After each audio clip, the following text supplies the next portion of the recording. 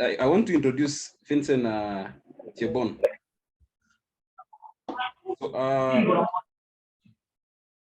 Vincent Chebon is a developer, one of the local developers we have here in Kenya. Is one of the notable developers in Android, and also in regard to mobile application generally in the different platforms. So he's one of those key leading developers who have notable work being done and also a number of projects. He's also one of the pioneers who are currently working on the health, e-health for counties, for the county governments, and also is one of the innovators who came up with the e-voting systems.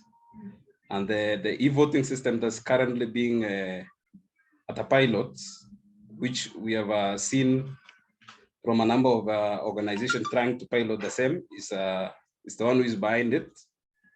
The current, I think we have seen a pilot of the same, which was showcased with Kabarak University, and is the one who innovated the same. So that is Vincent Chebon. I've known him for the last 10 years or so. He used to be my student before, Kabarak. So I want to introduce to you.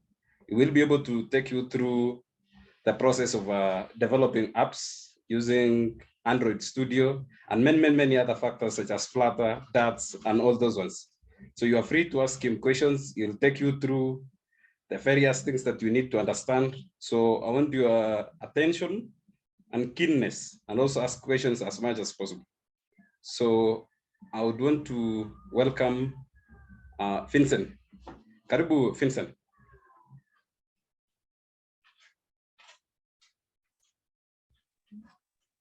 Thank you, Sana Daktari. Yes. So let me just allow my video for those people who want to see me, to know me. So I've been a student for Kabarak. I'm an alumni, and as much as shared by Daktari, so we have been friends for quite a long time. From being a student to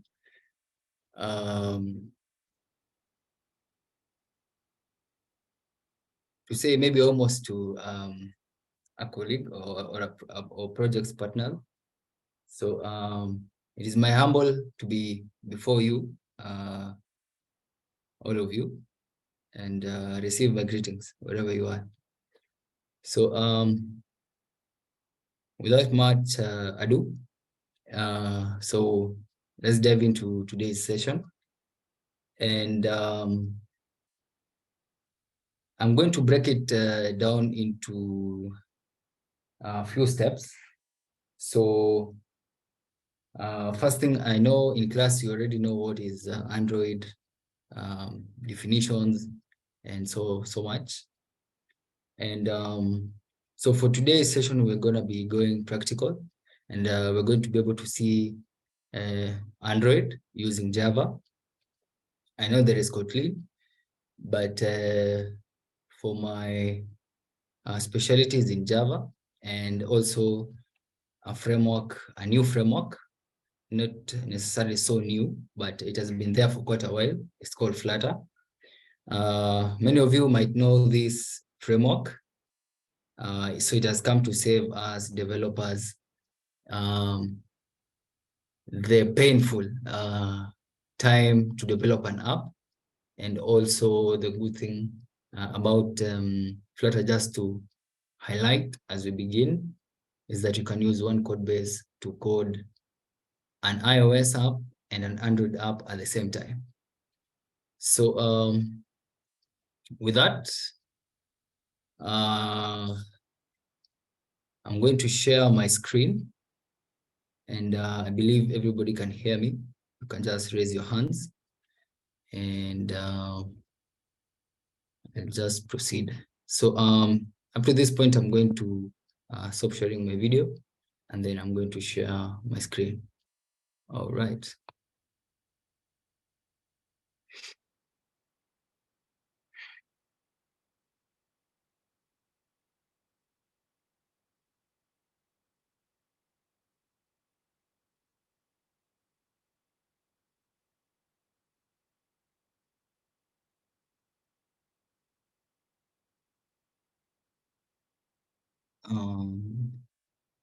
So let me find.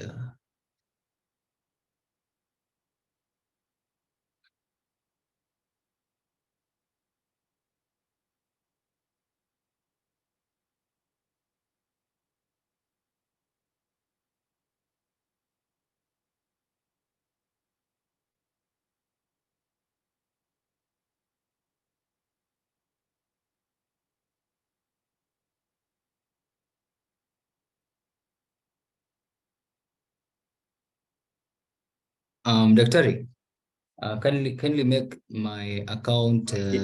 Yes, Vincent.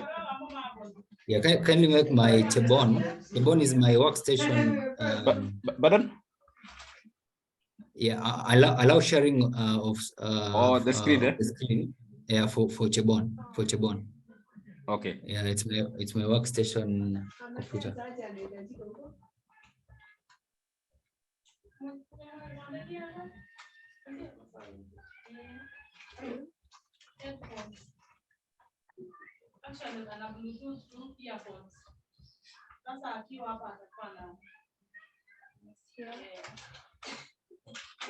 Can you share, Vincent? Let me know.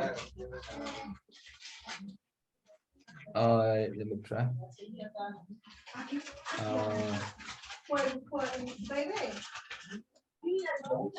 I can only share my clip whiteboard.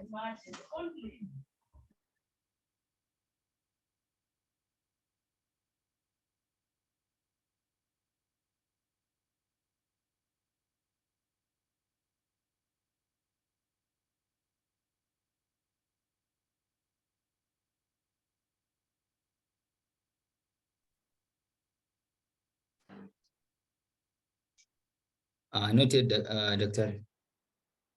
Yes. Are you able to share? Not yet for Chibon. I think you can make it co-host. I believe I'll be able to share. Yes. That one. You can make the account called Chibon co-host. Co-host. Okay. Yeah, Chibon. It should be okay. I can do that.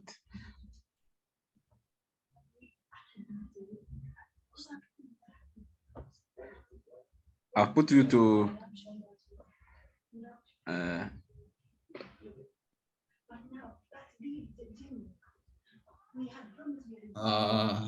Okay. Can you check if it's okay now? Okay, let me try.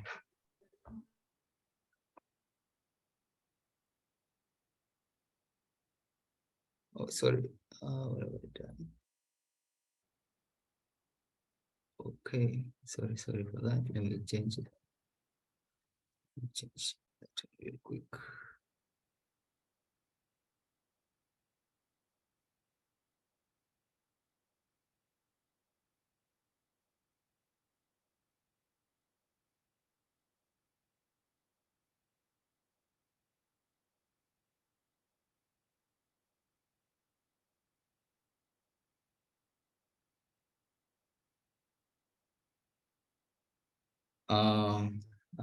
One last term, Dr. So I have two computers within the meeting. So leave the one for Vincent Chebon, and there's this one for only Chebon. Okay, thank you.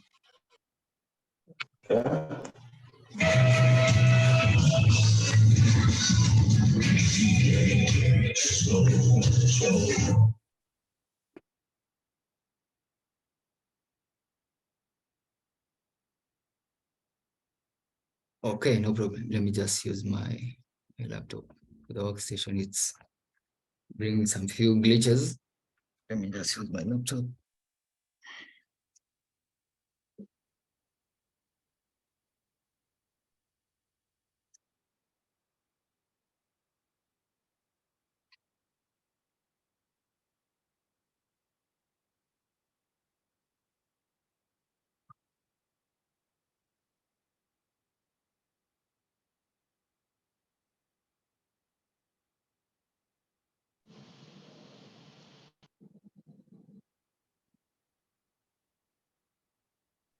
Vincent, are you okay now? Yes, I'm okay now. I'm okay now. Okay, you can continue. Okay. Okay, thank you.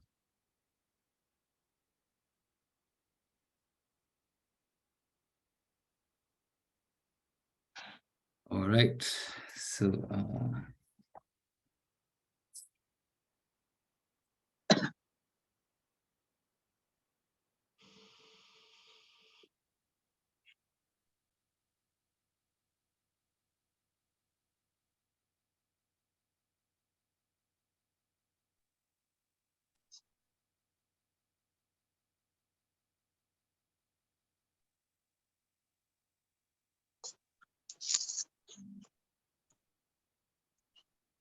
let me try to share my entire screen.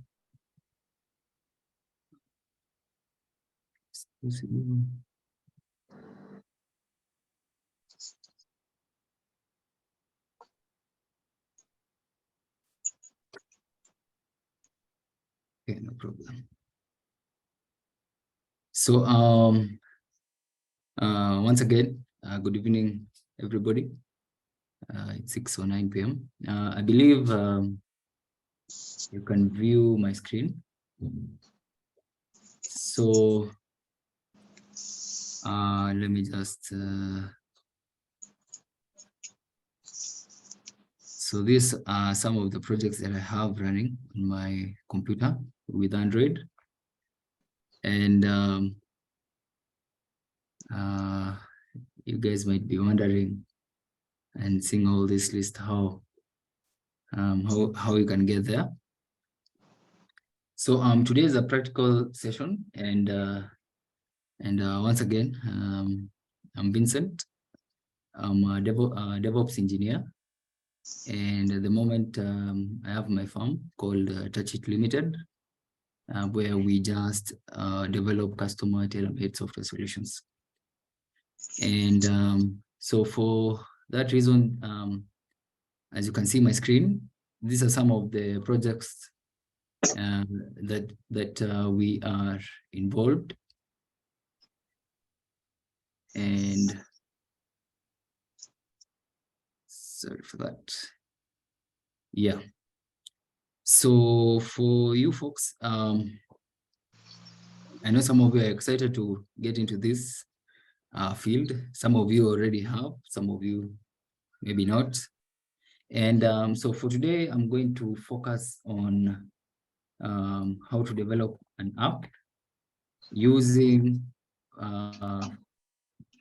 Android, and then utilizing Java programming. And then the other one,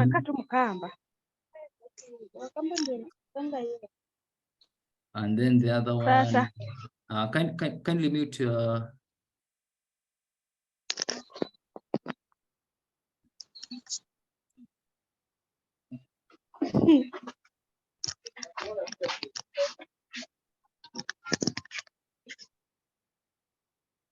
right. So so first of all is I'm going to skip some of the steps that we usually do before starting a new project.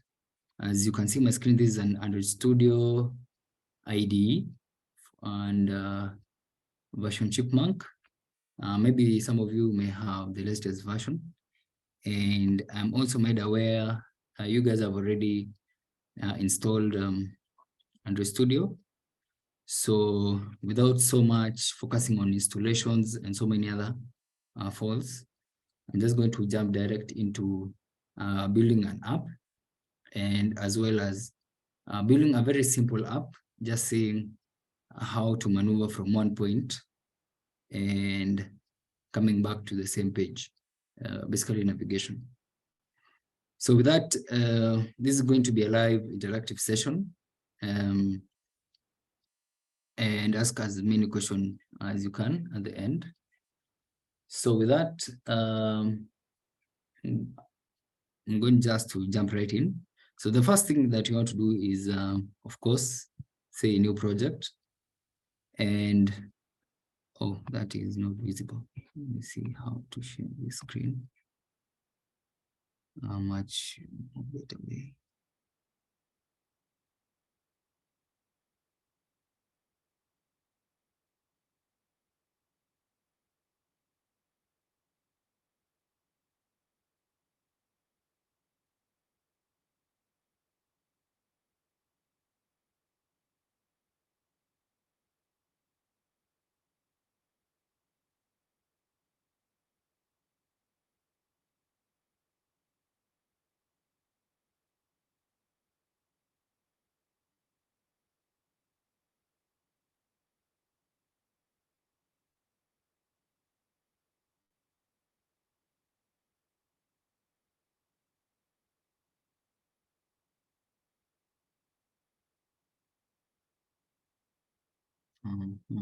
Okay.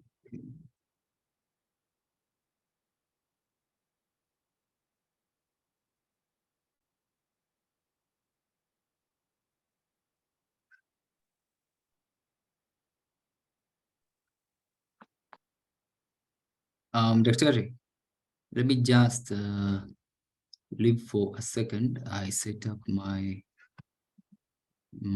Zoom. I can't be able to share the entire screen properly. So give me a second, folks.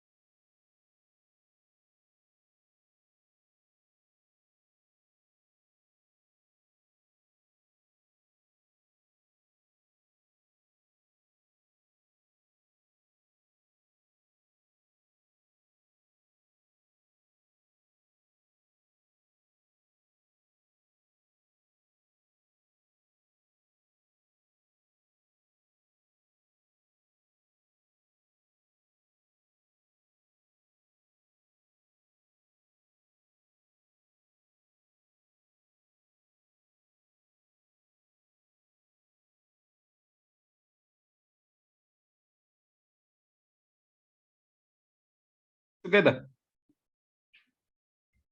Yes.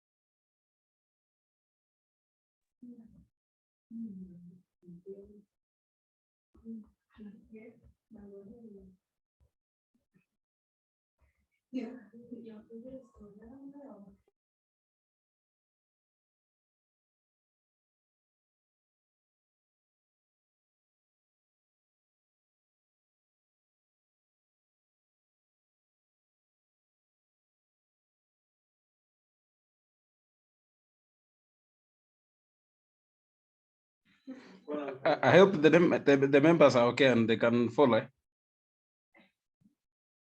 Yes, Vincent. Yeah, thank you, Dr. I'm finding a very difficult time here to share my entire screen.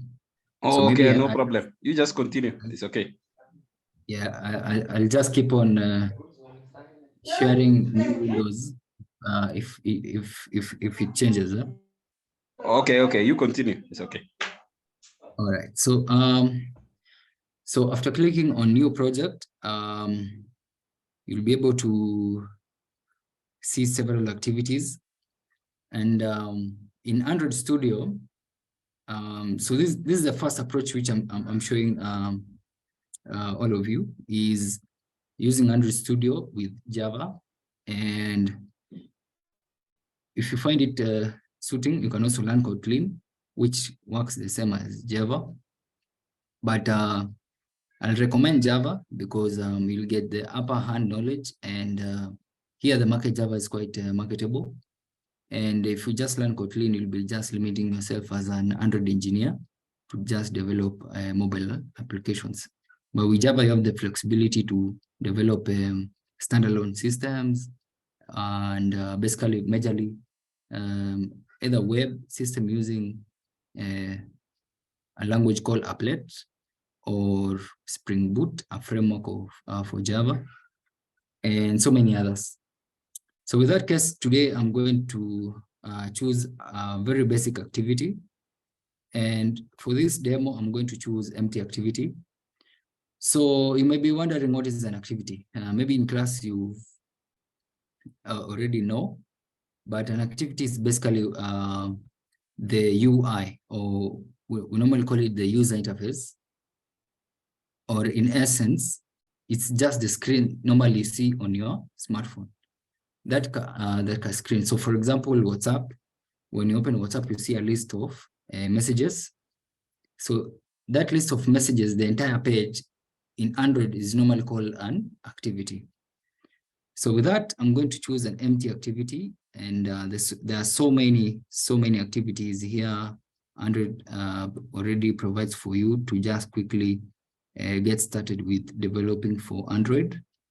But for this case, I'm going to focus on something very basic to just cheer you guys, and maybe on your own time to just motivate you and to go and dig further on these other activities, classes, and basically Android in general. So I'm going to proceed by saying next. And by going next, so we have this where we create now a project where we give it a name, and our project is basically an app. So what do we call this app? For this demo, I'm going to call it simple, or just to make it quite juicy, I'm going to samples app. So with that, that's the first name, the name of our app.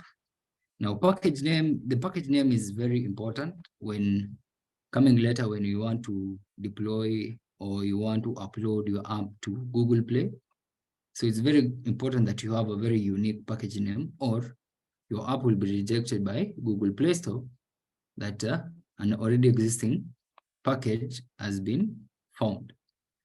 And the packaging name convention here is generally the website or the domain name of your project in reverse order. So here I'm going to edit Avril.com to something like hours, start by com and then .hours. So in full, it will sound like samples app hours.com. So the reverse order of your domain name is normally hours.com, and then you will just reverse com hours sample apps. So that's the industry convention of calling a package name. And then the save location. So I'm going to change this for my project to Android. We're not yet there for Flutter. So I'm going to call it Android as a directory. And our language, main language is Java. And then for those who already have started learning Kotlin, that's good, still achieve the same purpose. And finally, we have the section now for choosing the minimum SDK. So minimum SDK here means a standard development kit. Some of you may have heard it from class, but what basically means is that you see all the Android devices that we have, even the ones that some of you are having at the moment, or the one now, maybe a text chat or something that you have. So that Android gadget is in form of versions like this.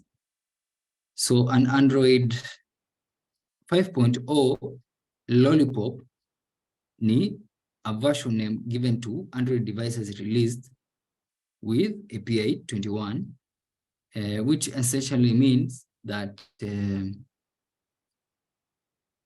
as Android devices get released, they are given a unique version name for those because it comes with unique features. So, for example, like the first Android phone, haikukuanga na fingerprint scanner. So, such devices ilikuwa inaitangwa ma Jelly Bean huko nyuma kabisa. Hizi ndio zile za zamani, Android 4.1, akina Jelly Bean, KitKat. I believe some of them had, and I think some of the versions are already they're not available. But I think now you understand. And with the more latest one being Android 33, with the new features, some cool stuff, and such.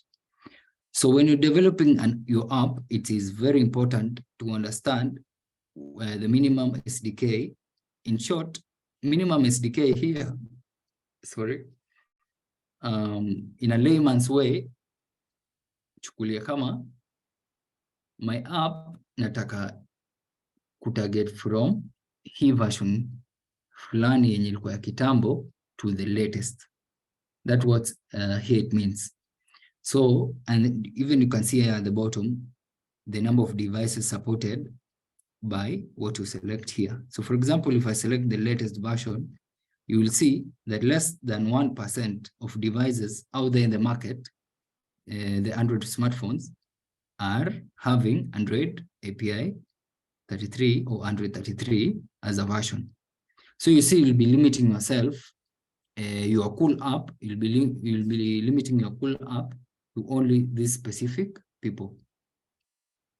So for you to have traction or to support much more devices, it's wiser to choose an older version of the SDK. So for that, I'm going to go with the standard one, Android 5.0 Lollipop, which is supported by 98% of the devices in the market, which sounds really good. And I'm gonna just proceed now here and say finish. So by clicking on finish, I'm going to share that screen, and then we'll see our project being launched. So let me share that side of the screen again.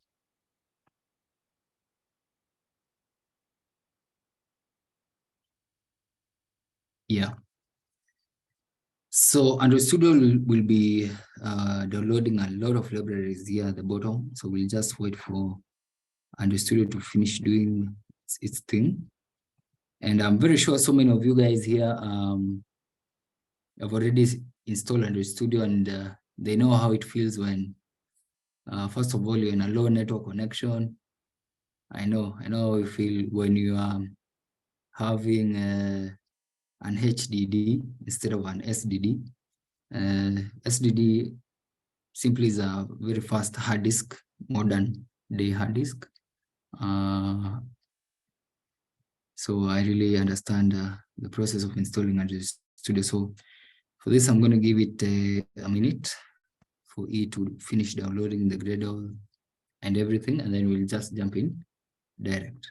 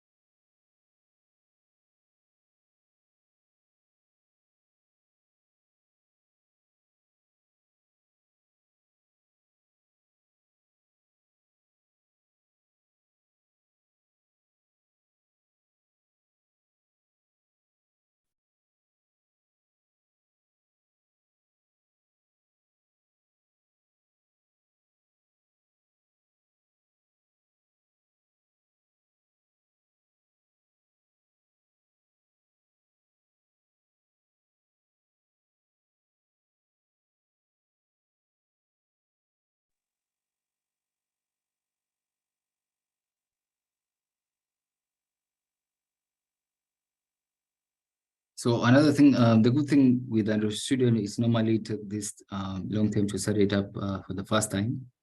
But as you continue to do more projects, all this downloading of the Gradle and all this, ensure their plugins becomes quite easy, and then it will be just quick, fast.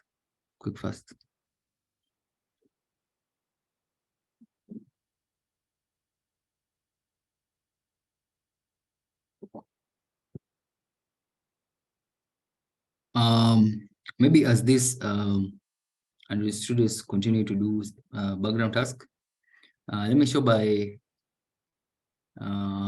raising your hands how many have managed to install Android Studio.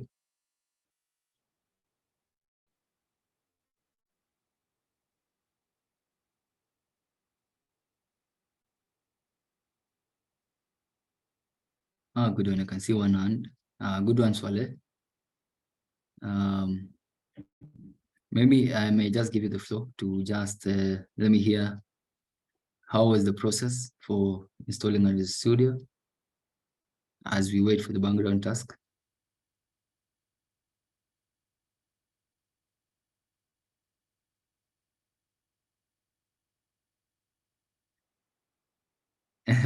Allowing people to speak. They'll very quickly put down their hands. Okay. But that's a good one. So it has been a while for me developing Android with this laptop. That's why it has taken quite some time to do all this stuff. But actually it's finishing. That's a good sign. Updating indexes. And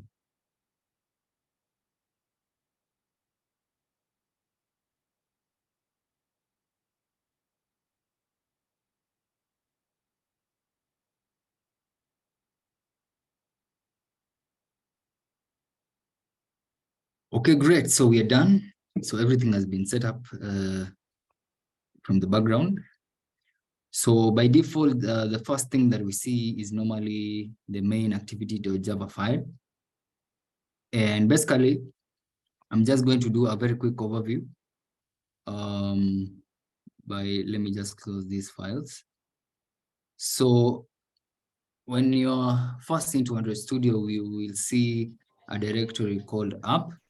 And within app, you have manifest, Java, and resources folder. So maybe to bring everybody up to speed before I do our samples up, is that the manifest file is like a configuration file where you can be able to change the icon of your app. You can be able to change the name, which is here the label of your app, which is basically the app name. Now you see before you open WhatsApp, you normally have the icon and the name WhatsApp. This is where you define them in Android Studio in a file called Android Manifest. So a lot of configuration stuff happens within this file. For example, allowing network connections, permissions, and so much. So the next part of the folder is the Java folder. And under the Java folder, we have the package name that we declared, com.hours. So it's by default the standard way of Java organizing your classes inside a package name. And you can see inside our package name, we have now the first main activity.java. So this is the file where all the logics will be happening. And we have two extra folders. One is called an Android test, and the other one is called just a test. So these two folders basically are just to test your functions or methods. As you all know, Java is an object-oriented programming language, OOP, and you can be able to test your methods easily by declaring them here, and then you can test. But that is not going to be of this scope today. And then finally, we have the resources folder. So under resources, we have 4 folders. So the major one is, the first one is the drawable. Now, drawable may sound a bit techy, but this folder is just basically a place where you store your images.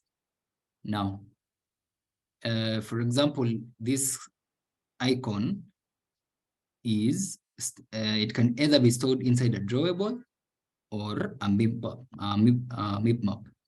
So these 2 folders are used to store your photos, or in short, your app icons. So in whichever format, as you can see here, for example, we have this icon, which is the default launcher icon for the app. So here is where you store your assets, specifically images. And then here at MIP map is where you store your icon, app icon specifically, just to be specific. Final but not least is the layout folder. Now the layout folder is where we will be able to see and interact with majorly. And as if I open, you can see now it brings a user area where we can be able to develop and design our UI for our app. So basically the layout folder is for designing your UI, drawable images, MIP map where you store your app icons, and finally we have finally but not least, we have the values. So under values we have colors where you define your application theme colors. So by default here you can see we have these colors, purple majorly, and we have string. Strings is where you store your words to be kind of almost precise. So you store your basically text messages or text yeah, but you understand, and then you can just reference by the name. So you can see here it's called app name, which stores a string called samples app. And how you define this is, if you go back to the manifest, you'll be able to see that when I expand this, you see it has been referenced like using an @ symbol string / app name. So what that does, it just appends the name sample apps to this label. All right, so without a simple directory structure, so I would like to do a quick design first of all of our UI. So I'm not going to change the launcher icon, but I'm just going to show you a simple way of developing 2 pages and then navigating from one page to another and then coming back to that page, and then you'll be able to see it via an emulator. Emulator is basically an Android device emulated on our laptop. I'll show you guys how to do that later. So up to that point, now we have understood the directory structure of how we are going to lay out our code. So the first place I'm going to begin today is on this page called Hello World. And I'm just going to brush you guys quickly through some stuff here. So this is our main area where we're going to be able to drag elements from the palette. So the palette contains widgets, if I may call them widgets. So we have a text widget, we have a button, image view, a recycler view. So I'm just going to use some of the very basic widgets, for example, like a text button, and the others, you guys can be able to juggle around with it as you learn. So by default, already we have a hello world, which has been constrained in the middle of the page. And in Android, let me just delete this hello world first of all, so that you can set it up. We see how to come about it. So now I have a blank screen without anything. So by default, before you do any UI arrangements, normally we have something called a root layout. Now, every time you're designing a new UI, you'll have to start first with either a constraint layout, linear layout, all these kind of layouts within your page. And then now you can be able to come and add now other widgets like text, buttons, and image views within your layout. So by default, Android has already created a default layout called a constraint layout. You guys will go and find more about all these kind of layouts and what they do. Some are easy to just understand by looking at the titles. So I'm going to stick with the default constraint layout, where I'm going to say this is going to be our first login page. So what I'm going to do is just to drag two text fields. And for text fields or input fields, if you may, you can just come under text, and then you'll be able to see all these options. So what do we want? We want, first of all, an email field, somebody to provide an email. And we'll need also a password field, which can either be a numeric or just a common field. So it is as easy as dragging it to your layout. Now with constraint layouts, it means that you need to constrain all the angles, either left, right, bottom, and the top, to a specific anchor. So for example, I can begin by, before that, let me just put a title here, a text view. And then within this text view, if you double click, or can come back here at the attributes pane, and then you can be able to search for all manner of ways to modify how your text view look. So for mine, I am interested with the text. I want to change the text to just login. And when I do that, you'll be able to see that it has reflected login. So maybe if I zoom in a bit so that it can be visible. Let me hide this side and come back like that.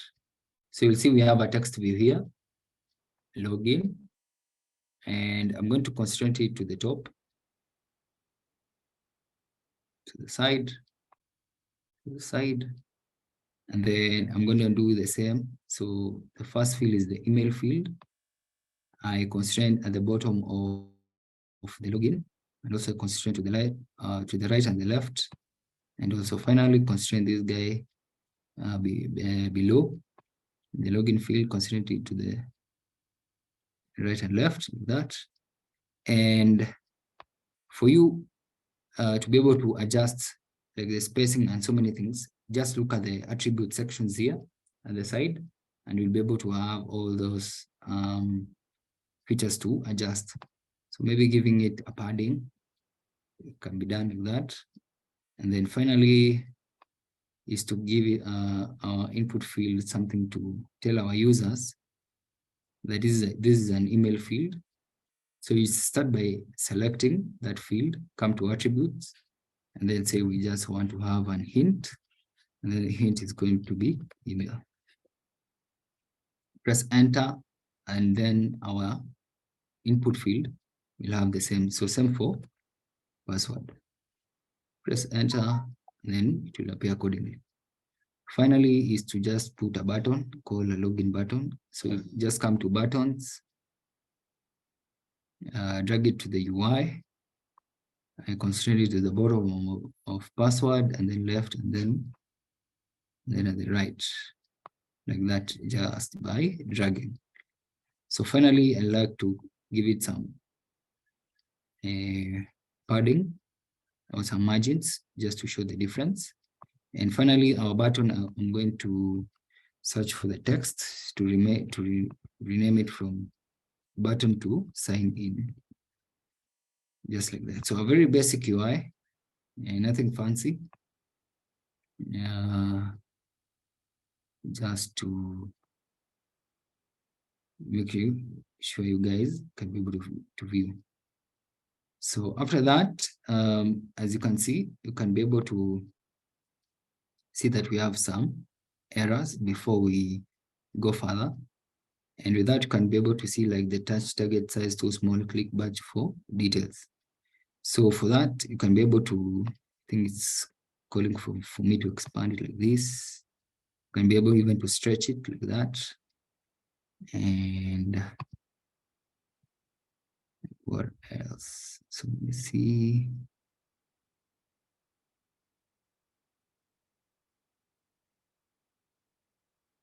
So the item side DP is, so you can just quickly do a fix for that.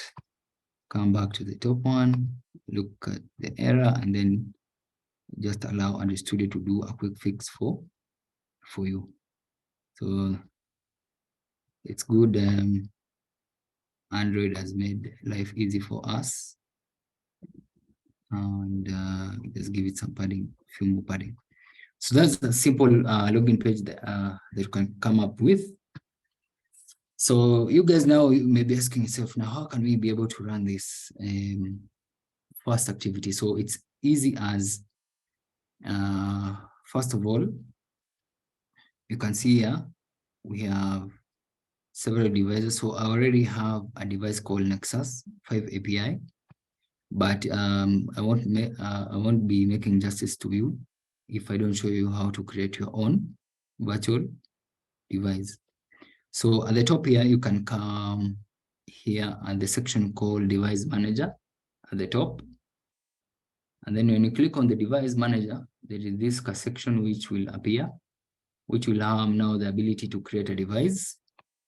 So click on Create a Device. And so Android has already provided us with a list of different devices that you can quickly create. So I am a fan of Nexus or even Pixel, so we can go with Pixel, any Pixel. So let's say Pixel 5, and then let me share that part of the screen.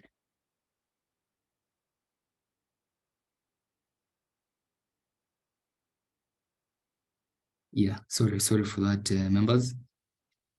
So you can see there is a list of different phones and devices. You can even create a TV if you want, an emulator for a TV right on your desktop. For us, we're going to just measure on a phone, then click on next. And we are going to locate one, or ideally we'll have to download one of the APIs so that we can be able to fully set it up. But since I know it's going to take some time, so let me just keep it. But you guys you can choose any version. You can use the latest version or any version that you want to be comfortable with. Just make sure it's not an older version than the minimum SDK you set up for your device. So at this moment, when you click on, when you after finishing downloading, you will just go to next, and you just click on finish after that. So let me see. So let me share my screen again.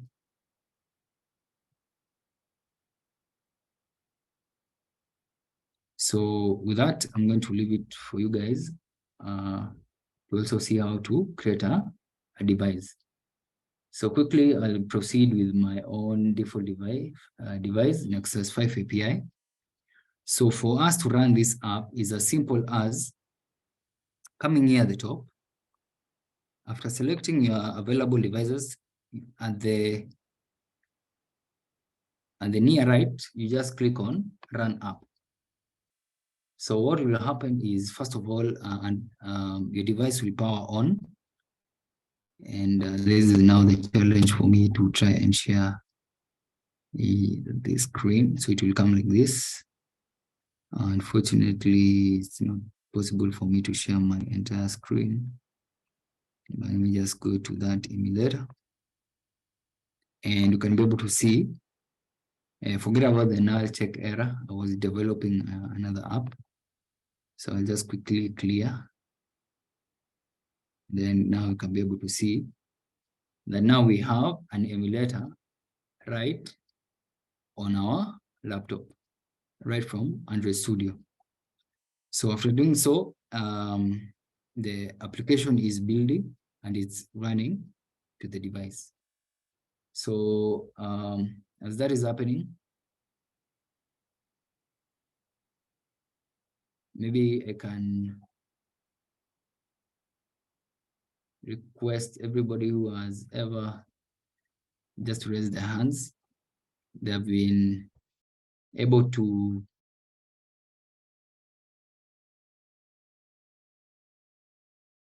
create a virtual device before from Android Studio. Just raise your hands and I'll give you a shout out. One person who is Swale. Yes, Swale. Good stuff, good stuff. Big up Swale. Anybody else? Okay. All right, awesome. So as you can see from my screen, our app has launched called Samples app with a login UI. We have just quickly developed, and you see we have an email field. Can be able to type like that at gmail.com. Then you can be able even to provide your password just like that. So right now, when you click on sign in, there's nothing that can happen. And for this example, I'm not going to do APIs. Let me just not use heavy terms, but connectivity to, let's say, a backend service where we can be able to check this user and signing him in. So at the cost of any, you can be able to research on that one also. But what I just want to do very, very quickly is when somebody clicks sign in to emulate, the credentials are valid and then opens a home page. So let me go back to Android Studio to quickly develop a new page, and then we're going to link it by an action. When you click on sign in, you'll be able to maneuver to that page. Right, so creating a new page in Android now is as easy as coming to your package right here. As you can see, we already have one called main activity. And just for your information, this layout that we have just designed, which is this one,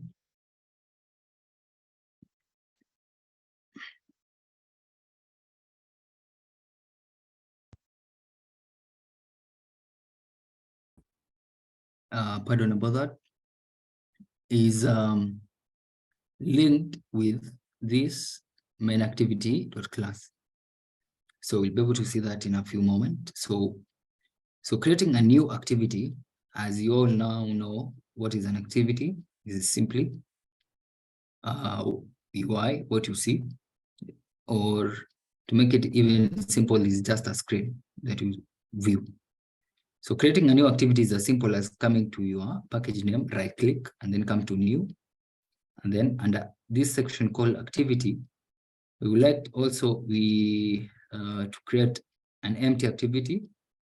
But for those guys that will want to see others, can be able to see others. So we just want an empty activity with very simple thing. So a pop-up will appear, choosing which will prompt you to enter your activity name. So activity name here is going to be now dashboard activity, or you may call it home activity as you wish. And generate a layout file. Yes, we want a layout file associated with this activity. And is this going to be a launch activity? No, because our launch activity is this main activity that we see that we have done the login page. So you don't check that one. And then our package name is that same package, don't change it. And then our language is just still Java. And then I'm going to just say finish. So with that, Android will do its thing. It will build those files and link them accordingly. And then we'll see we now have under the layouts folder where we do our UI, we have two now. The main one, which we did the login screen, and now we have the dashboard, which is just an empty. So for the sake of simplicity, I'm just going to put here a button and a text view, which just says, come here, just call it. So we look for the text attribute. We change it from text view to dashboard. Press enter, and then the title changes to dashboard. Append it or constrain it to the top. As by default, the constraint a constraint layout is default in every new activity in Android. And then with that, so I'm going to just quickly add the text and then give it some padding. And then with this button, we like to change the text from button to logout, so that when we click on this button logout, it will open us back to the main activity page. All right, so that's a very real quick UI I've done there. Now, so now we have two UIs. So coming back to the main activity, when somebody clicks on sign in, we want to handle that logic. But that logic we're not going to handle within the layouts folder. No, it's going to be handled now within the Java class file. So for this signing activity number one is for you to be able to do an action in this button when somebody is click. First of all, is to give it a unique ID. So this, we're going to give it a unique ID called button, just here on the attributes pane. And then we're going to say button sign in. And then when you press that, understood you want you to refactor, and then we just say refactor. Yeah, so our button is called button sign ID. And when now we come back to our main activity.java, as you can see, we have, let me see if I can be able to expand this. But let me believe it's quite visible. And so within our Java file, you can see we have a class, a public class called main activity, which extends the default app compact activity by default, which is contain Android life cycles. And I believe in class, you must have understood about life cycles, the onCreate method, the onStart method, which is not visible at the moment. We haven't override, the onDestroy, and all that. So all of those can be found within this area by just overriding. For example, on start, it is there. This is just some Android life cycle of how activity happens within an UI. So the first class within the main activity class for Java is the onCreate class, where it creates now the view. And you can see here, the code is set content view r.layout.activity main. So this main activity, it when launched, it comes and set this view for you to see. All right. Now, so within the same place, we're going to define, within the same area, we're going to now look up this button called button sign ID within our main activity. And by doing that, we're going to utilize the Java way, which is start by say it is a button, the widget, and the button, we are going to give it a variable button sign in, and then we're going to equate it, and then we want to say find content by ID, so that we can find,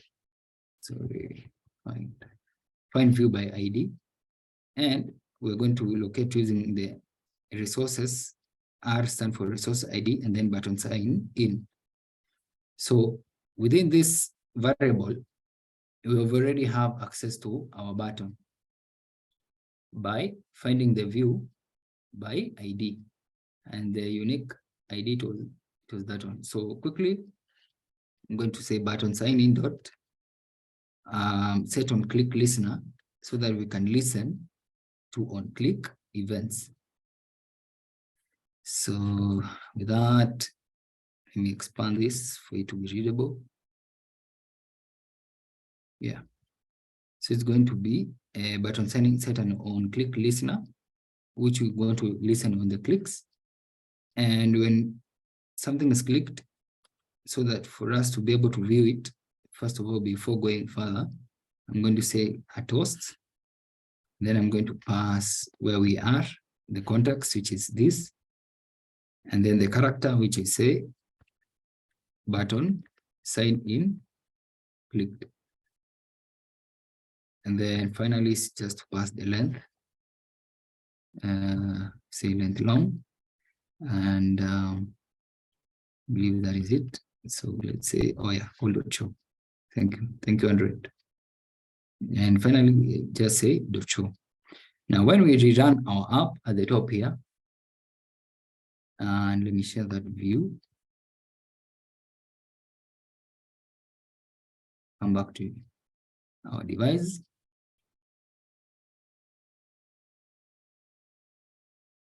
So now we'll be able to see that when you type here something, and then you click sign in, you can see a message here, button, sign in, clicked.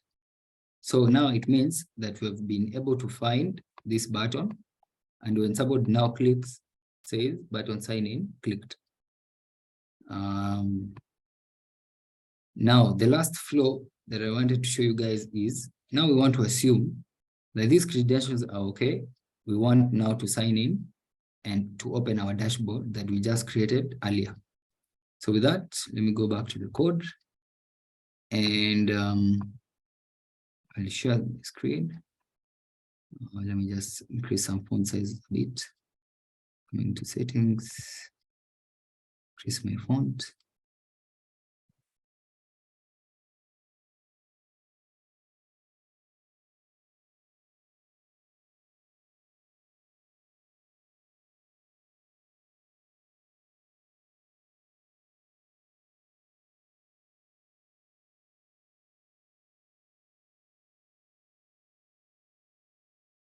Okay, I believe that is much better. So what I've just done is how to comment your code, which makes it easy for you to read. So with that, I'm going just to do a comment there, so for people to learn how to do code comments, which allows people to be able to read and understand. So with that, I'm going to say a comment on button click, open dashboard. So at the bottom is going to where we're going to have a class in Android called intent. And what intent does is basically gives you the ability to move within activities or within screen using a logical intent. So with the intent, I'm going to say intent and then new intent, and then I'm going to pass the context, which is this. This means within this class, main activity class, just mean this here. So we are within the main activity class, and where we want to go to is our dashboard activity.class, which is this here at the top, which we created also just earlier. So I'm going to finish the variable intent with, actually there's nothing to pass, so I'm just going to say start activity, and then I'm going to pass our intent. And we just that 2 line of code will be able to move from the first page to the next. So let's just see what happens. Run my app, come share my screen, and then we see on the device it has rebuilt. So I type something here, the password here. And then I click on sign in. You see, it has taken us to our next page, which is our dashboard. Now, the last thing left is when somebody clicks logout to go back to the login page. And I believe everybody of you are geniuses, what I'm just going to do next. And basically, it's going to be the same code, 2 lines of code. And I'm going to come to the dashboard activity class. And even before that, I'll head over to our logout button, assign it a unique ID that you can be able to reference within the dashboard activity class. And sorry about that. And I'll be able to give it a button logout ID and then refactor so that you can update everywhere within the UI where it has been referenced. Come back to my on create method. And before even doing this, so we're going to first reference the button as we see how to do that. So we're going to use a class in Java called button. And then give it now this button a variable button logout. And then say is equals to find view by ID, where we get the r.id.button logout. So with that, we just now say we want to listen to on-click events. So we're going to say .set on-click listener, and then we're going to expand that parameter. And I'm using Java 11. That's why you guys are seeing something is here weird, but isn't that weird? It's just something like this.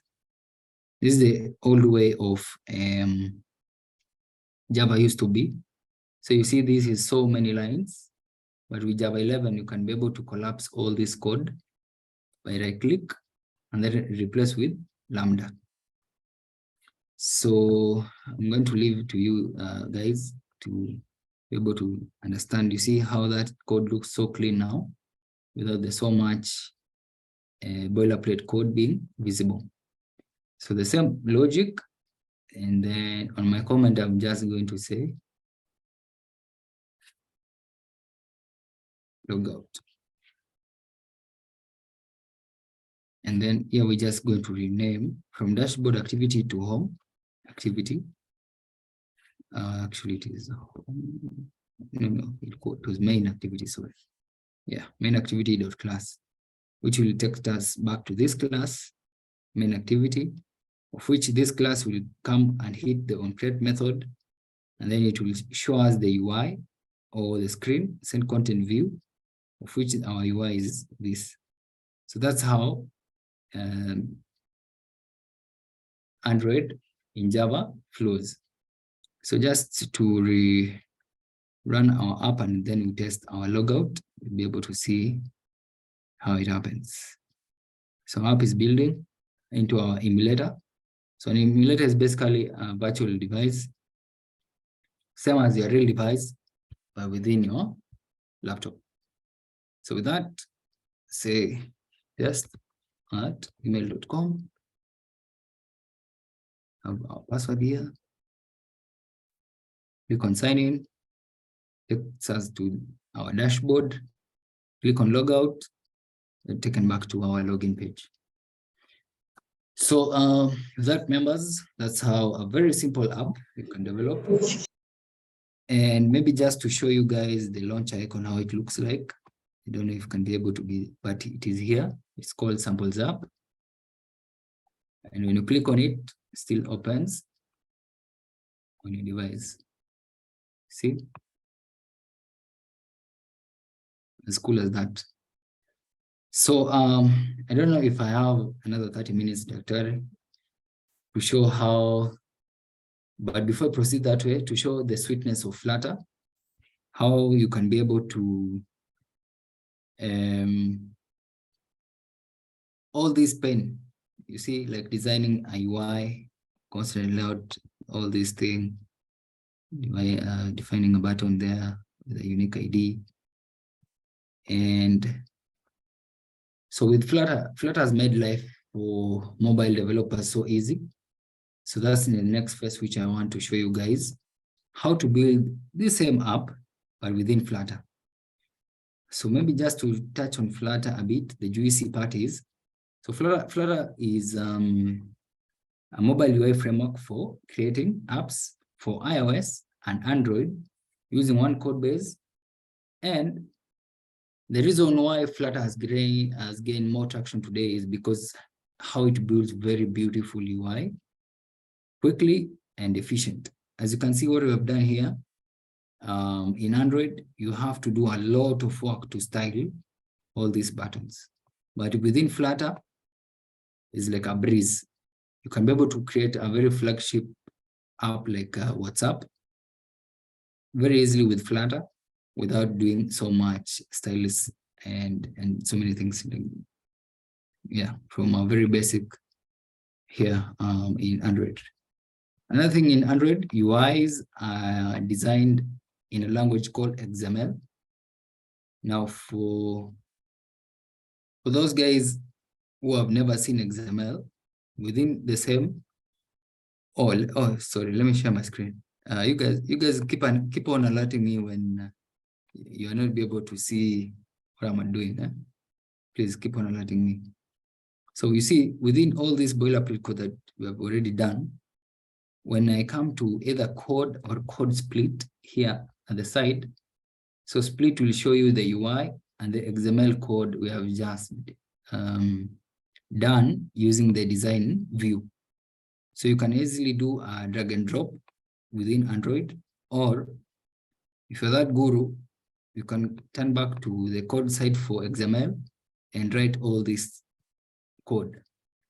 Imagining this code, this edit text, all this is just a simple, this field here on the design. So you can see how designing UI with Android is such a pain. And I'm also a long life programmer with Android, even before I switched to Flutter. And a client will give you a certain task that you want to do a design of a UI, but you can't be able to do that kind of designs within Android because you'll have to do a lot of XML coding and styling and all this stuff. You see? But the juicy part is we have a new framework for mobile, which is cross-platform and so easy. So after there, maybe I can leave the room for questions, Dr. before for 5 minutes, so that we can set to be done by 7:30 p.m. Yeah.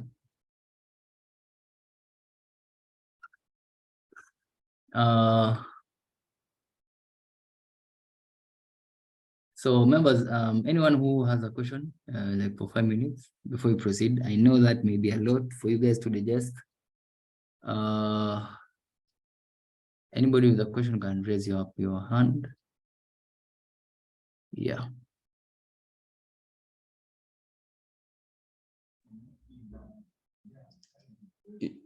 Or you can just speak up by unmuting.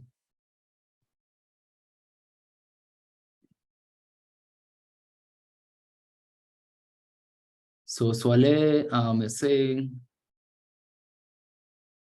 does Android Studio create apps for both Android phones and iOS? Well, yes, but only if you're using Flutter, of which we'll see that in a sec. But whatever I've just done on the demo, you cannot develop an iOS. It's only Android phones.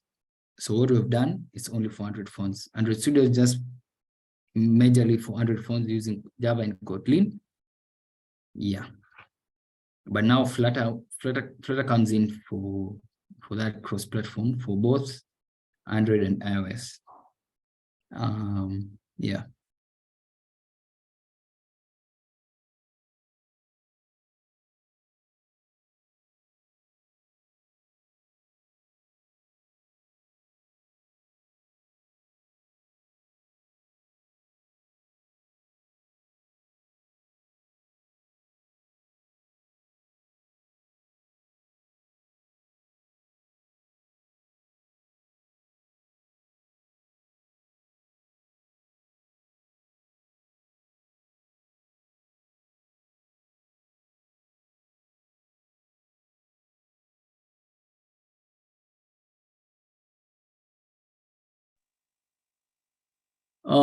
Any more questions, Steve? So I beg to proceed if there is none. I've seen only one from Swale.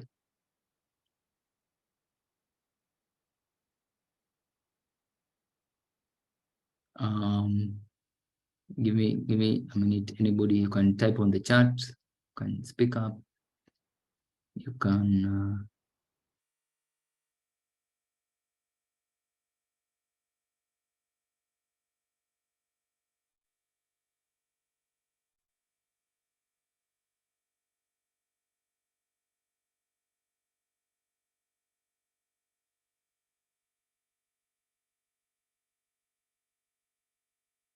okay, so if none, I'm gonna proceed.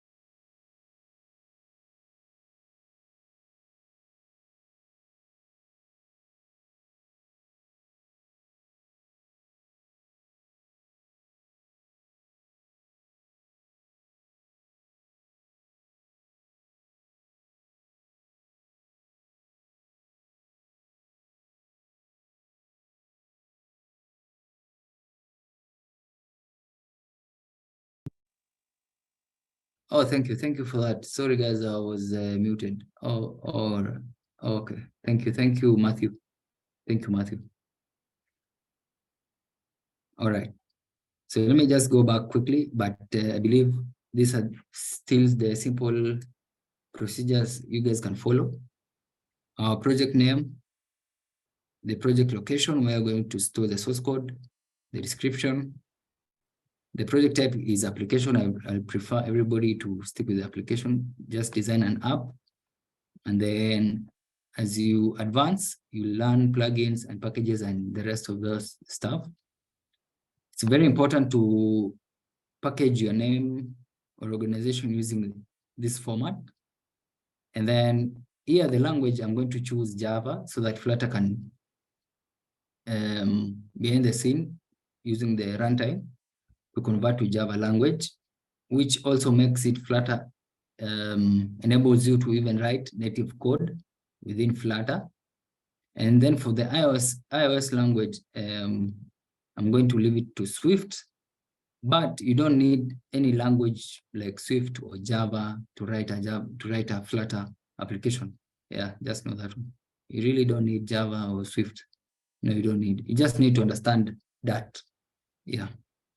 So our platforms, as you said, you can be able to target Android, iOS, Linux as a desktop app for Linux machines. Mac OS, you can be able to create an Mac OS app using Flutter, and all these sweet things using one code base. Just imagine. So let me, since I'm in Linux, I'm just going to check Linux so that I can show you guys the sweetness of Flutter. I'm not going to choose Windows because I'm not in Windows. I'll leave the web and the Mac OS for you guys. And then finally, I'm just going to say finish. So finish, it will create a directory which did not exist. You say, okay, create. And must be a valid package. Oh, sorry. So for that, project name for that packages has to follow a specific format, short form, and then you need to put an underscore, sample as, or you just say sample as up, just to be. So I'll reshare my screen in a second.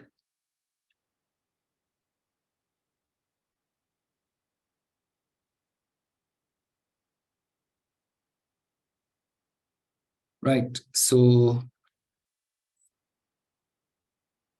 real quick. So our Flutter project sample has already been created. It looks like this. And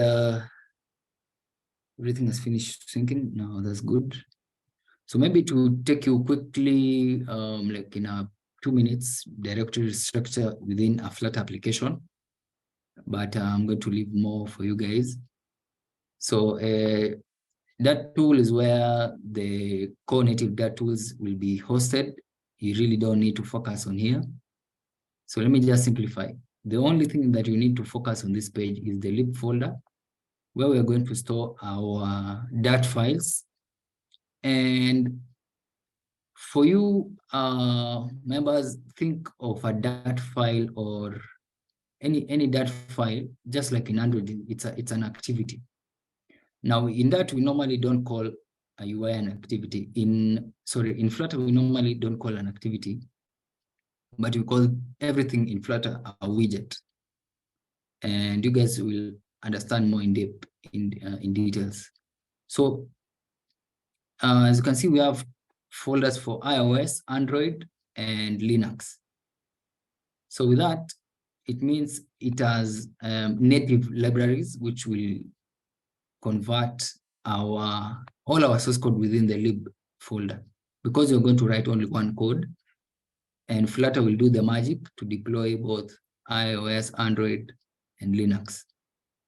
So without much excitement, let's go in deep. So one last file in Flutter is normally a pubspec.yml.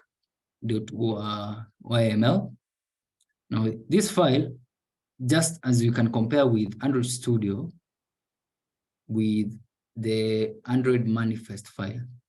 So here is where you store your configurations, packages or dependencies that are found in Flutter PubGet.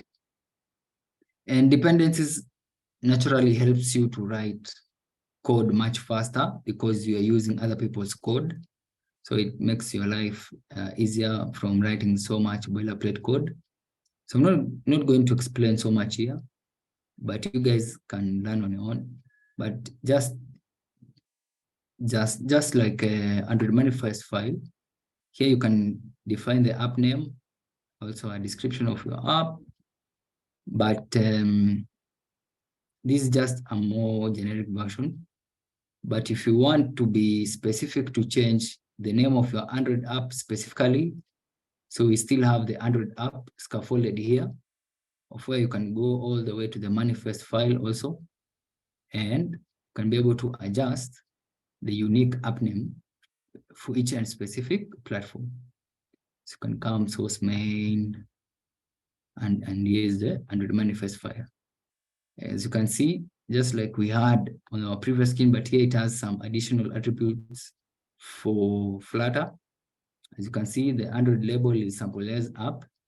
So for only Android, I can say I want it to be called samples app with some spacing. Yeah, then to make it really looks good.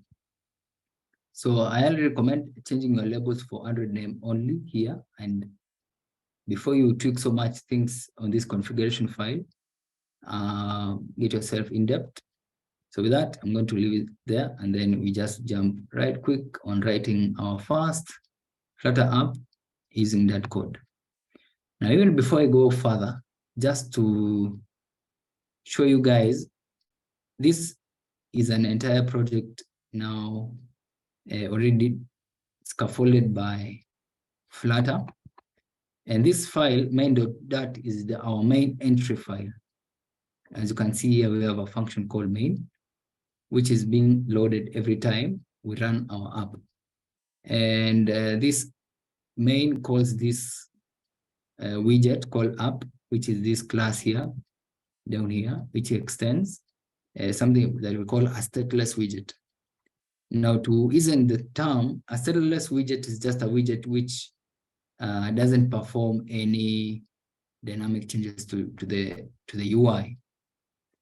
Now, since this is already a default counter app, already scaffolded by Flutter, before I do anything that we did previously, I'm going to just run this app direct, and then we see how it looks on the device. So to run your app is very similar to Android Studio. You just come at the top and then just click on run, and Android Studio will just start doing its magic here under the run configuration. So what is now doing is assembling the code, this code which is in that format, and convert it into an actual Android app. So as that is running, as you can see, let me share my emulator so that we see how it's going to come up.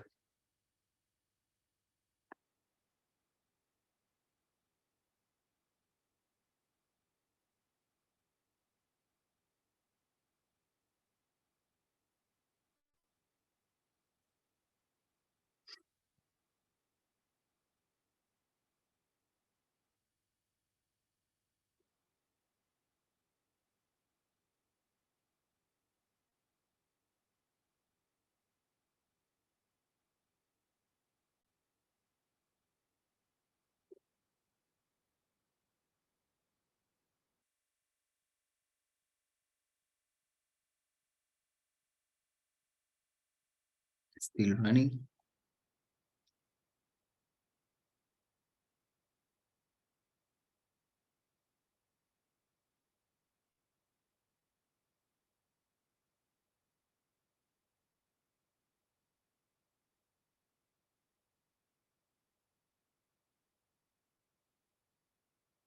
As we wait for our app to build, maybe within our members, how many had Flutter before this session? How many?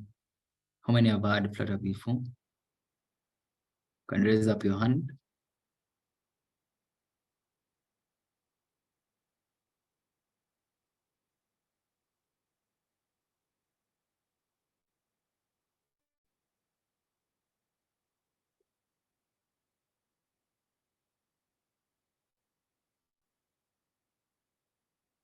Okay. Now, so our app was finished building. As you guys have seen, I have not even touched a single code base, only by changing the app name. Specifically, as you can see, the icon now is this for Flutter. This is now the icon for Flutter, and then this is what we did earlier for Android natively. So for Flutter, I come here and open. You guys can see that for every new project that you'll be creating for Flutter, by default, Flutter has created a sample app for us to play with, which says you have pushed the button this many times. So if I push this button here, by default, you can see how faster it's happening. So, but we are really not interested with this. So coming back to the code base, let's see the juicy part of building Flutter. Now I'm going to remove all this boilerplate code and just going to remain with the skeletons. I'm going to remove these classes here. And now our main page is just basically this class, which builds a material app. So every project in Flutter has a material app widget built with it. Now, what this makes it easy for us to just use, and what we normally call in the industry, material design guideline of building mobile apps. So maybe to show you by sharing my screen real quick on your browser, how you guys can be able to be creating beautiful apps by following the material design guideline by Google. So that you guys can be having things very beautiful. So material design, for those who understand web applications, like a UI framework or a UI widgets per se, that you can be able to use and make your app look beautiful, just like according to the latest standard that we have. So by getting started, you come under the design section, of which you have the styles, configuration, adaptive layouts, and so many other things. But just to focus on develop, I want to show you guys a sample one. So here we're going to use Flutter. So open on Flutter. Then we see which kinds of widgets do we have here. Okay, interesting. Oh yeah, it's under components. Sorry, guys. So coming to components, now you can see all these UIs. Starting with badges, you can be able to see how a badges looks like within the design. For example, you can see a badge looks like this, of which in Flutter is so easy. You can have cards. So under cards, you can see cards looks like this, like that, even outlined. So it makes you create a very beautiful app. So I'll leave this link material.io to the team, so you can learn about that for majorly for front end and Android app developers. You can use that one really quick. But for this case, so let me finish clearing up my code. And so we just leave it, we change the title now here to samples app. And then the theme color for me is primary swatch, leave it at blue. And for that, I'm going to create now 2 .dat files. And for you, I'd like you to imagine not like Android Studio where we have the logic separated and the UI separated. In Flutter, it's left to you to separate those concerns.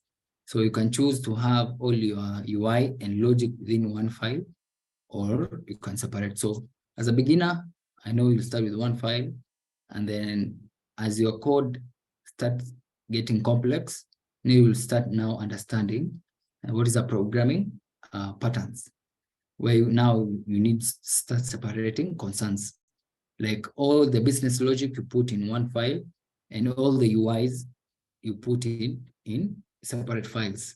Just like in Android Studio, where you see we have the layout file just for UI, and we have the Java classes for your business logic. So for this demo, I'm going to just to combine the two, just like the similar. So I'm going to have our first page. I'm going to call it login.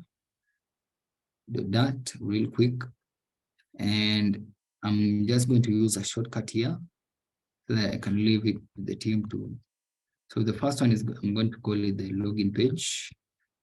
And then my login page, I'm going to explain in a sec what's happening here. So what I've done real quick in Flutter is I've created a class called login page, which extends a stateful widget. Now for the demo, it's not really recommended for me to do a stateful widget. Let me just simplify matters, since we are some new guys here learning. So let me use a stateless widget. But think of a stateless widget as a widget just for storing static content, not like something that will keep on changing on the UI. It will be showing a static page, and a stateful widget in Flutter is where you have a page which is going to be dynamic, and the data is going to be changed. For example, when you're connecting to a network. So with that, just create a class called login page, which extends a stateless widget. And we have here a constructor. So for those who understand Java, I'm going to use it quite more for many of you to understand. So here is just basically a constructor in Flutter. And then what this does is just simply override a build method, just like in Android, where you override an onCreate method, which is fired on the first time. In Flutter, it's called a build method, which will be get fired by when you're launching your app. So the first thing I'm going to return is something called a scaffold in Flutter. So a scaffold has so many things. It has an app bar, a body, a floating action button, all these things, bottom sheet, a drawer, all these are UI elements, which in Android Studio, it is very cumbersome to design. I guarantee you're going to write like a million lines of code just to develop an app bar. You're going to write so many code just to design a drawer, and it's so boilerplate. But in Flutter, an app bar, just like we have seen previously, an app bar is basically this thing at the top here. Flutter demo homepage, all this blue area is called an app bar. In Android Studio, we did not do an app bar because it was done by Android Studio Dynamic. But you guys can go and have a look. But for us to design an app bar in this is as calling the app bar widget, and then just passing the title like that with full colon, and then saying login page. And then the body is now what is inside. Oh, I need to wrap this inside a text widget. And then our body, I'm going to just do a column. So body in our case from the last call was basically the layout, the constraint layout, where we had it already provided by us by Android Studio. But in Flutter, it's as easy as saying body, and then you pass a column. So a column is basically where I just want to stack things in vertically. So I'm going to start by saying a text. I want a text widget, which is same as what we did in Android Studio, drag and drop. Just going to call it login also. And within this same the children for column, I'm going to have a form field. So for the fields, it's normally called text input.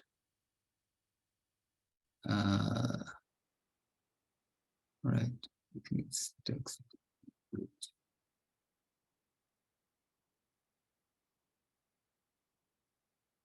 Okay.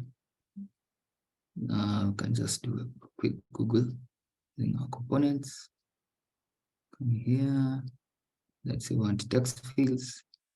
Then you can be able to see this how text field looks like. And I want to see the specs. And then I just want to see how do I see the code?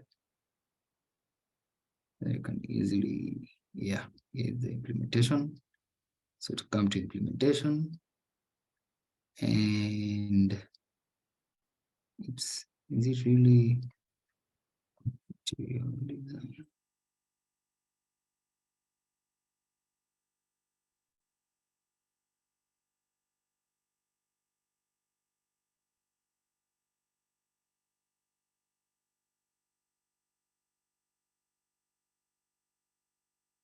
Right here. And where can I change?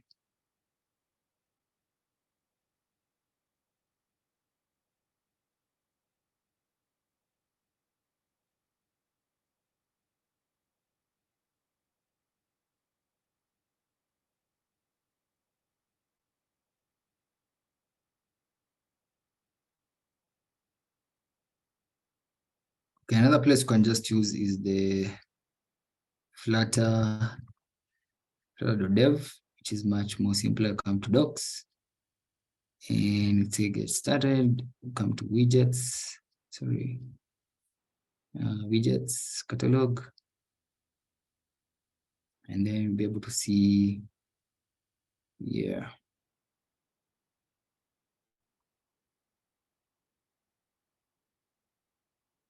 Input. All right, so I'm there. Oh yeah, it's been quite a while. It's called form field. All right, sorry for that. So come back to say form field, and no, actually text field. Right. So you've got it right. And so within our text field, we're going to just have section for decoration. We're going to say input decoration.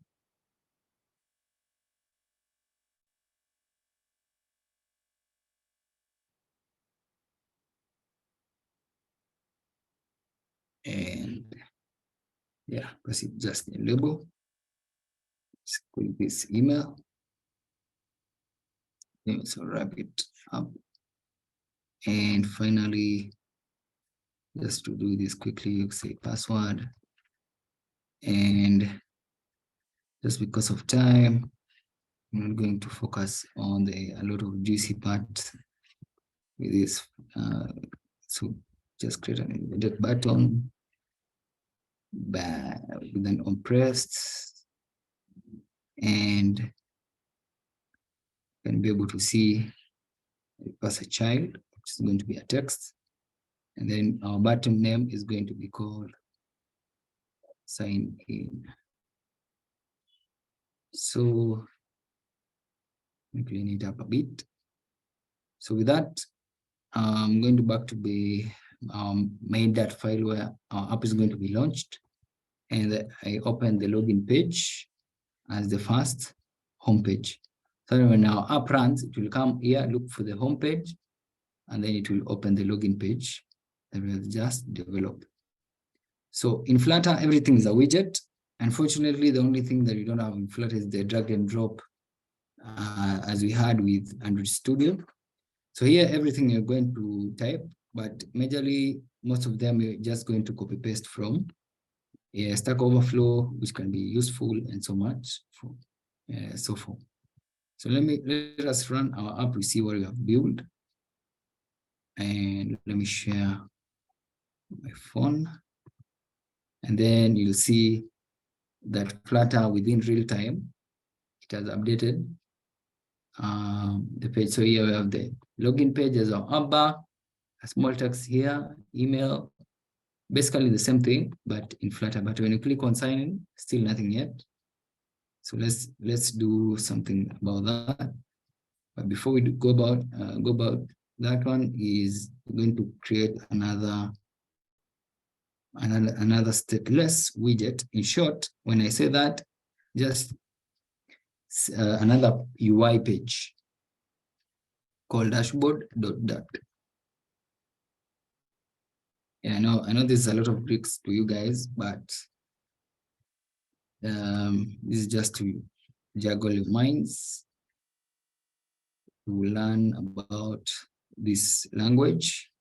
So I'm just going to do the same, create an app bar real quick. And the good thing about Flutter is you have the flexibility to create dynamic UIs with ease, unlike Android. As you can see, as I write this code, it will automatically be converted to an XML layout, just like we saw previously in Android Studio. So creating an app bar, a very simple app bar like this in Android Studio, I just I think it was Swale. Swale will explain to you guys how a custom, maybe he has tried to create a custom app bar, how complex that may be, and even a draw. So in Flutter is as simple as creating a scaffold, which makes you easy to just utilize by telling you, I just want an app bar, and then you create a widget of app bar with the title, dashboard. Simple as that. We're done with the app bar. Come now to the body of the content. And the body of the content, I'll just show you after a few minutes. We just create another column here for the body with the children being the text widget as dashboard, and our famous elevated button now in this side with an with a pressed on pressed is like previously on Android Studio. It used to be to first you have to reference that button, and then you have to put a set on click listener to that button.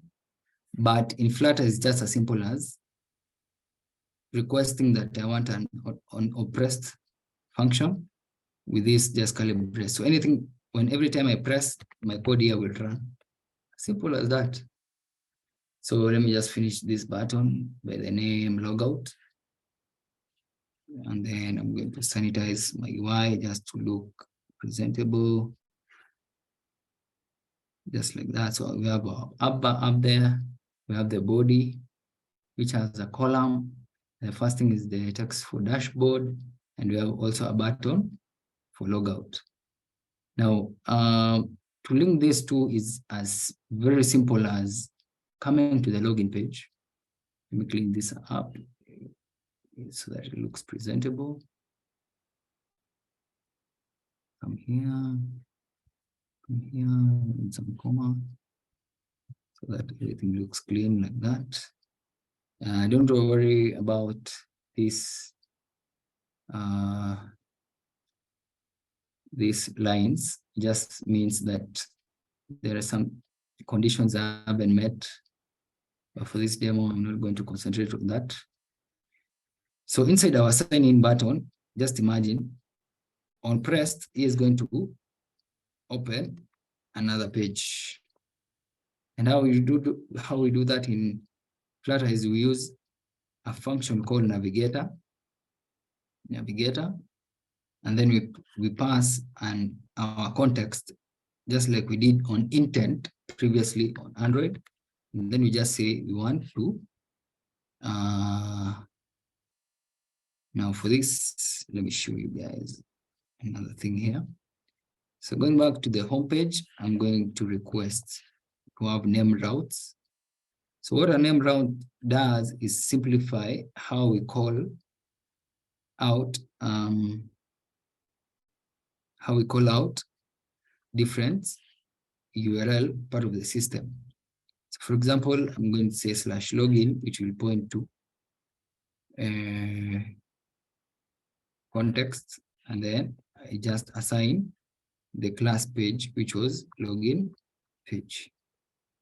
So with that, I've just created a route called /login. So which is going to make it our life easier when navigating between pages. And then finally, our last routes /dashboard, which is going to point to dashboard page, like that, our class. So coming back to our login.dat, so here we're just going to say navigator of this context where we are, which is this login page. And we want to push so that you can open a new route, which is called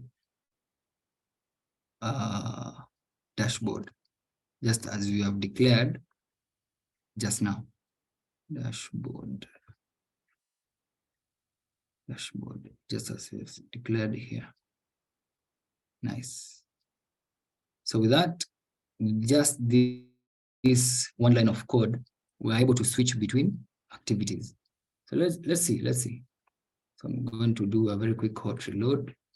Then we see from the device, I put something here, and then I click on sign in.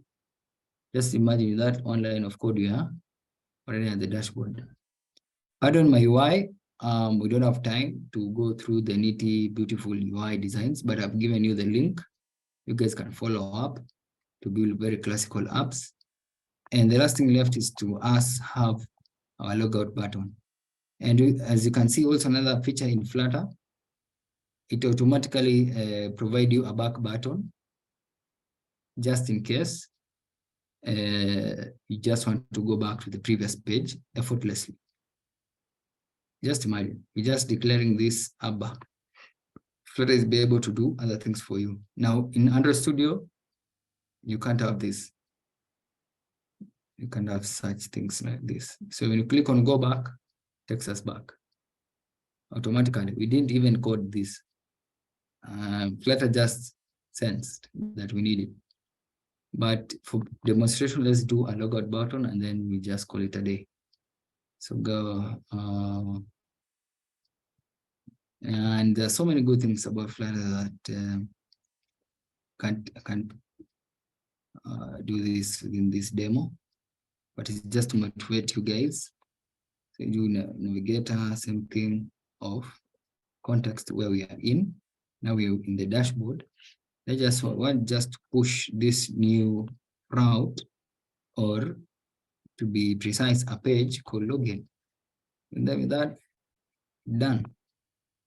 See, a very short code, very effective. So we do a very quick hot reload, share my screen, and then we come to click on logout, we're taken back to the sign-in page. Similar. And that's it.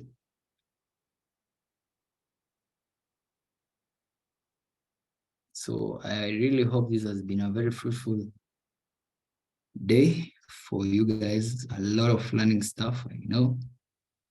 When you see these things for the first time, it looks so Greeky. But when you dedicate yourself and go and read more deep, because the lecturer will give you 25%. You can get YouTube, watch video, watch a lot of tutorials, and then you'll be able to grow slowly and slowly. So with that, members, marks the end of my session. I know it has been 2 hours. I really, hopefully, really try to narrow down so much. But I hope you have learned something new. So let me open the floor. So let me see if there are any more questions. I may take within 5 minutes or so, and then I think we can call it a day. Okay. So that's it. That's it for me. Any question?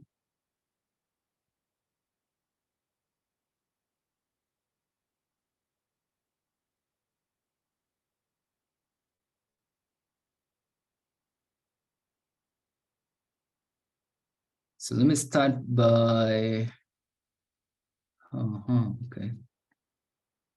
So we had is from Matthew, is Java the only language you need to know for software development? No.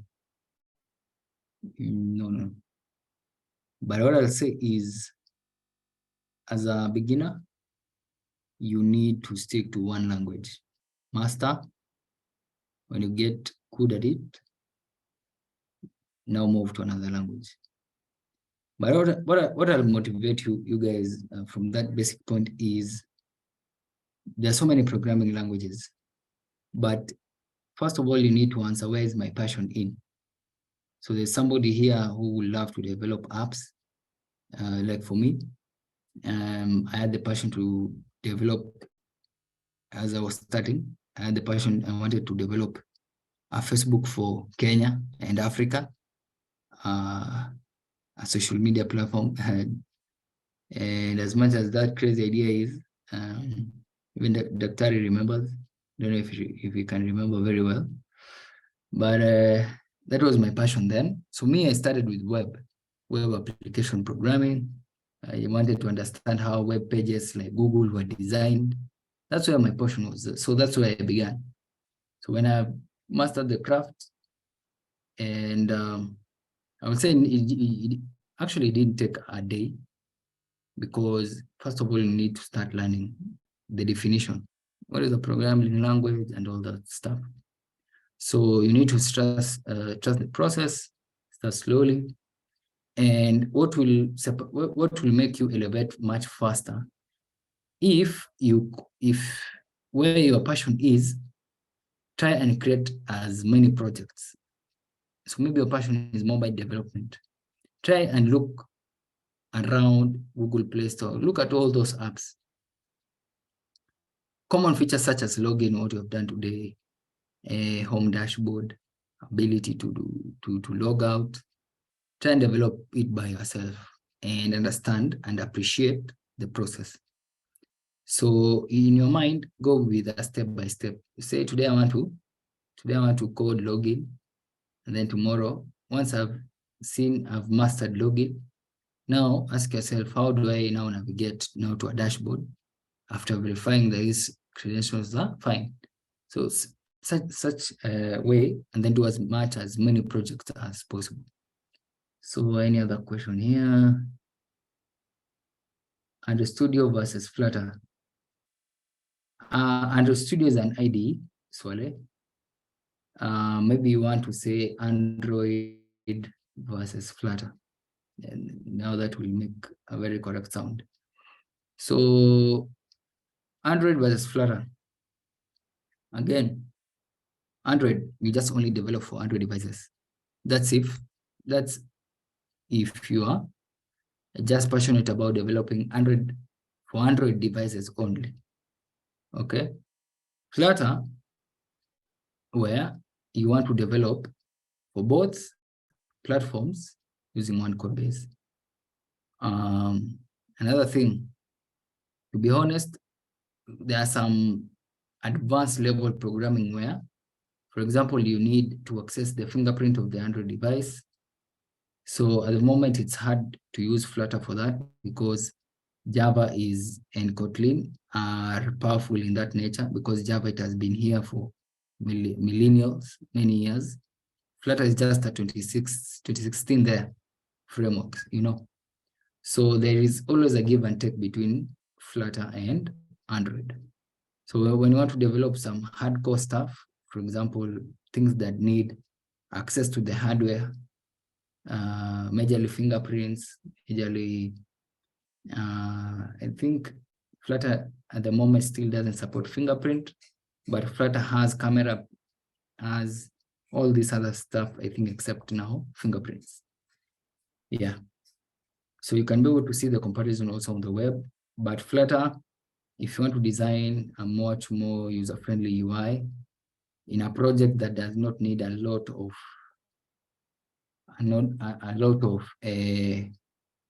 core features. Yeah, that's just a very basic, simple Android versus Flutter. Another question is, which language is most marketable? Well, for that, again, Java, number one. But if I go, let me go with the context of Kenya, within Kenya. So Python is number one. Java is number two. Actually, let's swap. Java is number one. Python is number two. Now you see, when I say Java, you can still code Android like we have done today using Java, but you can also still code Android app using Kotlin. Now, to differentiate between Java and Kotlin, Kotlin, it was developed also by Google at the time, 2016 there, when Flutter was being released. So Kotlin is also a new language. But Kotlin is limited to only Android. But Java is, has been here in millennials. You can develop Java-based desktop applications that can run on any platform. And again, still you can code for Android devices. So Java is very powerful. It is being used by enterprises around the globe.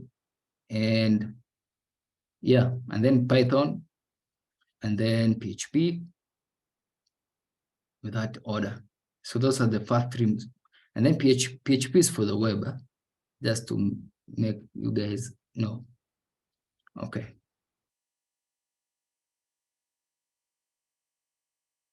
And yeah, so within the Kenyan market, those are the three marketable ones.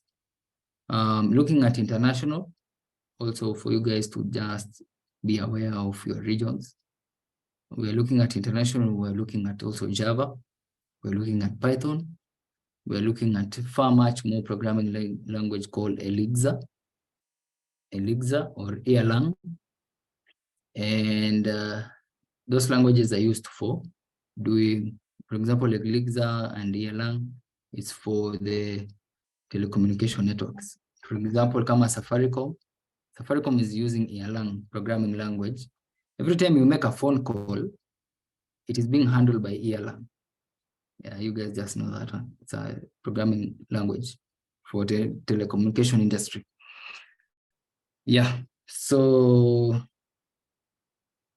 which is the best IDE for writing Java? Well, I mean, here, Swale, I believe you mean the core Java. So NetBeans, we have Sublime, we have Visual Studio Code. All those are IDEs you can use to develop or write any programming language. Yeah.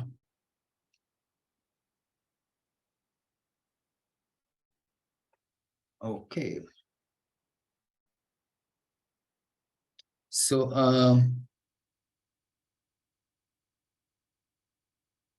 let me give some final a minute or so for those who still want to ask a question.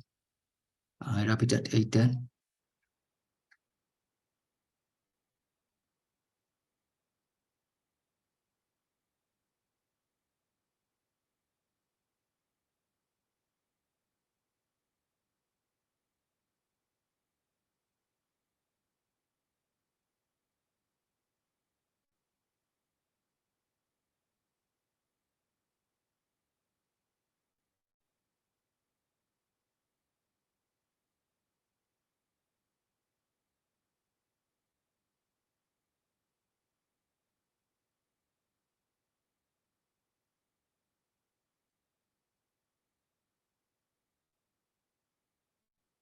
Any more questions?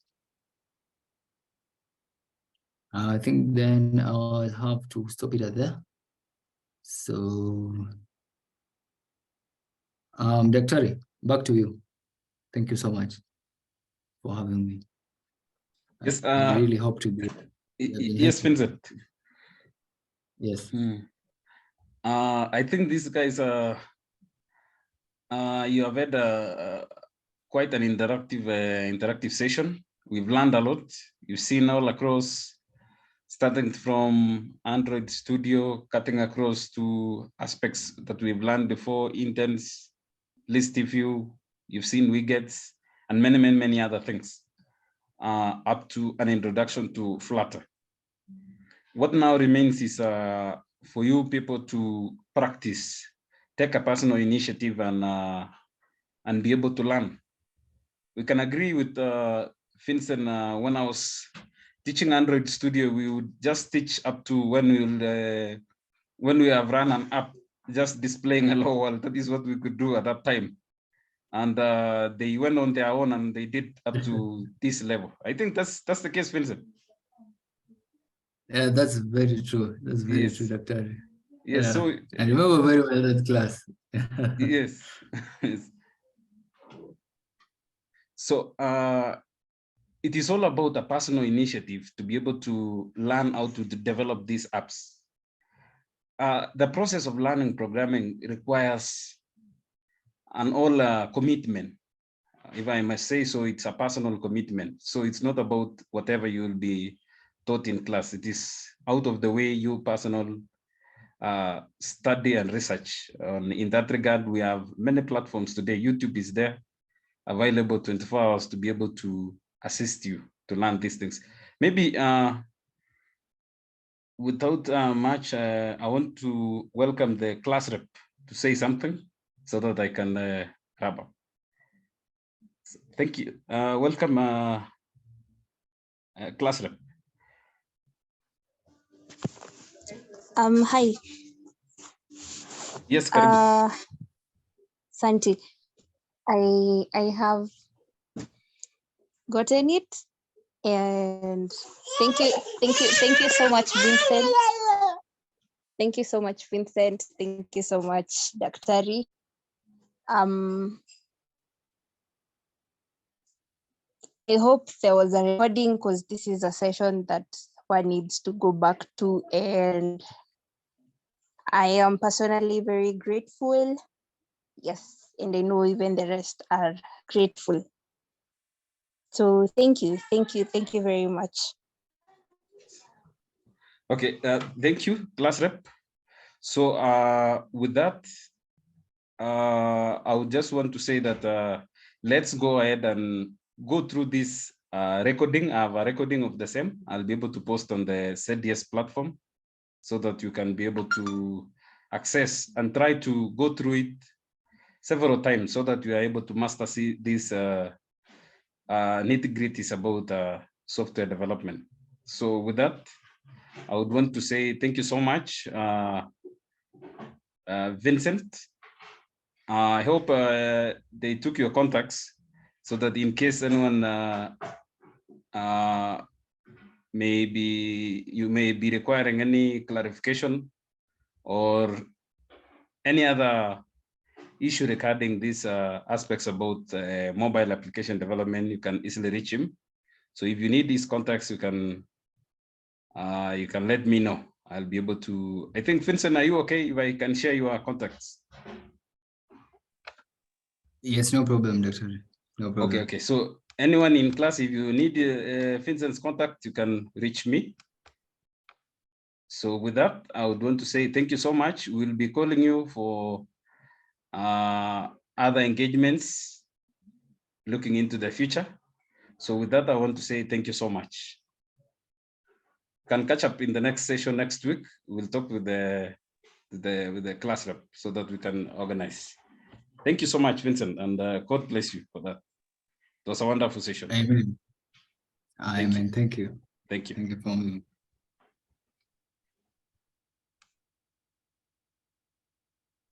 To leave, thank you so much for the attendance.